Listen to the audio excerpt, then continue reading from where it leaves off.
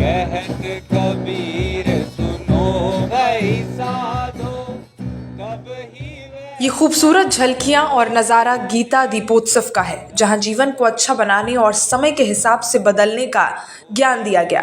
Public speaker और साधकों ने इस कार्यक्रम में हिस्सा लिया था, जिसमें से अगर किसी ने ऑडिटोरियम में बैठे सभी का ध्यान अपनी ओर खींचा है तो वो हैं आचार्य प्रशांत। आचार्य प्रशांत वही जो अद्वैत फाउंडेशन के संस्थापक और एक जाने माने यूट्यूबर हैं। अपने YouTube वीडियोस में आचार्य जी गीता के पाठ और उपनिषदों का ज्ञान देते हैं। गीता दीपोत्सव समारोह में बताया कि जीवन बदलने के लिए ज्ञान का एक दिया ही पर्याप्त होता है। आपको बता दें, श्रीमद् भगवत गीता में श्री कृष्ण और अर्जुन के बीच एक संवाद है, जिसमें सभी मानव समस्याओं की कुंजी छिपी है।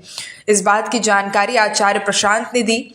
इस संवाद की पृष्ठभूमि महाभारत का युद्ध है। गीता में दिए उपदेश आज भी प्रासंगिक हैं और मनुष्य मात्र को जीवन जीने का सही राह दिखाते हैं। गौतम बुद्ध यूनिवर्सिटी के ऑडिटोरियम में देश भर से प्रतिभागियों ने दीपावली के उपलक्ष्य में आयोजित गीता दीपोत्सव कार्यक्रम के संवाद सत्र में भाग लिया। प्रशांत अद्वैत संस्था द्वारा आयोजित गीता दीपोत्सव में आचार्य प्रशांत ने साधकों द्वारा पूछे गए सवालों के काफी गहरे और स्पष्ट समाधान दिए।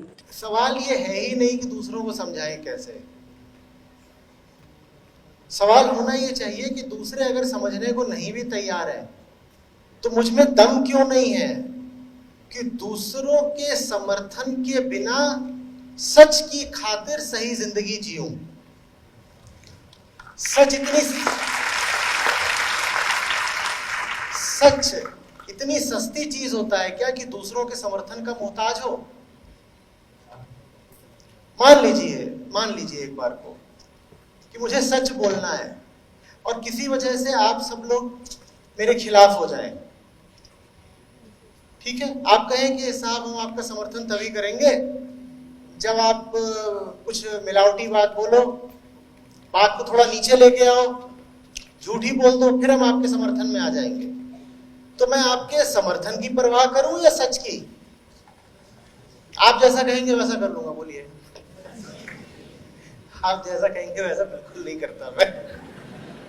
अगर मैं आपके कहे मुताबिक करने लगूं तो आपके किसी काम का नहीं रह जाऊंगा ना।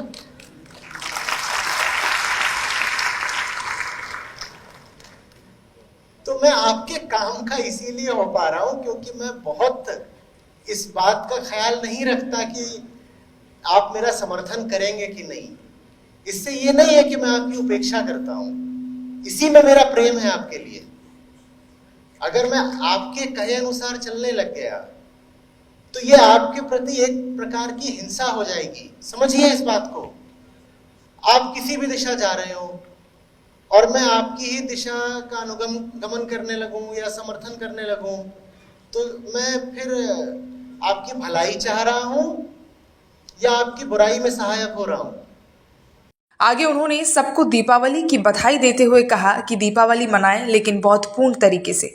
दिवाली तभी सार्थक होगी जब मन में प्रकाश हो, चित्त शांत नहीं है, बाहरी चकाचौंध से प्रभावित होकर कुछ भी करेंगे उसका कोई लाभ नहीं होगा।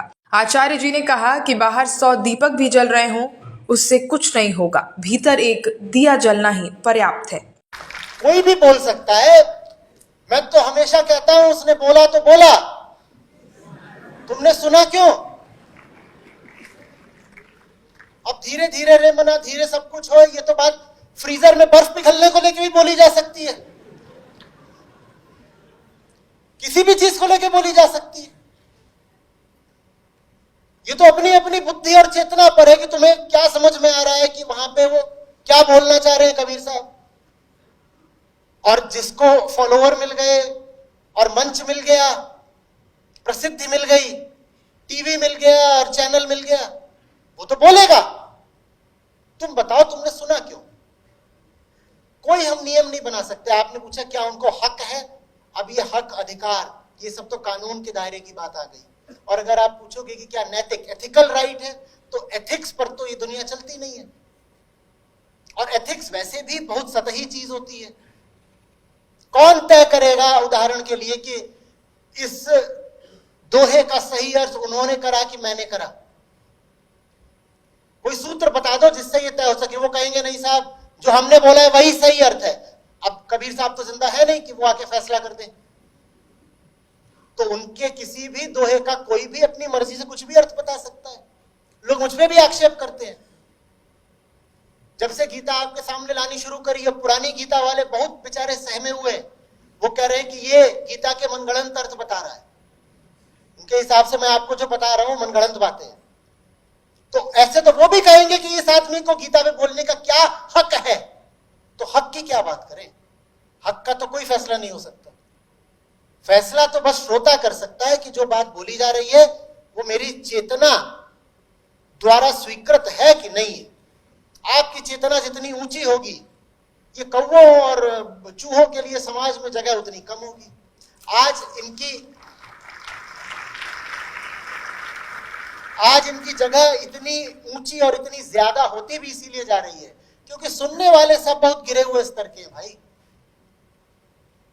सुनने वाले ऐसे हैं कि उनको तुम कुछ भी सुना दो, उनको लगता है बहुत बड़ी बात बोल दी।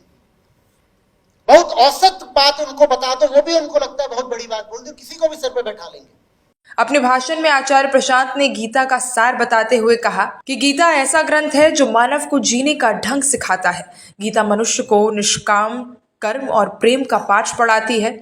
आचार्य प्रशांत के अनुसार अहंकार और अज्ञान की जीवन की मूलभूत समस्याएं हैं और विद्या सही ज्ञान ही हमारी सभी समस्याओं का अंतिम समाधान है। अंत में आचार्य प्रशांत ने सत्र में पहुंचे करीब 2000 साधकों की जिज्ञासाओं को भी सुना और उनके जीवन से जुड़े प्रश्नों का जवाब दिया। दीपोत्सव कार्यक्रम में भजन संध्या में संत कबीर के दोहों और गीता के श्लोकों पर आचार्य प्रशांत द्वारा रचित कविता को भी गाया गया। Bureau report, Bharat express digital.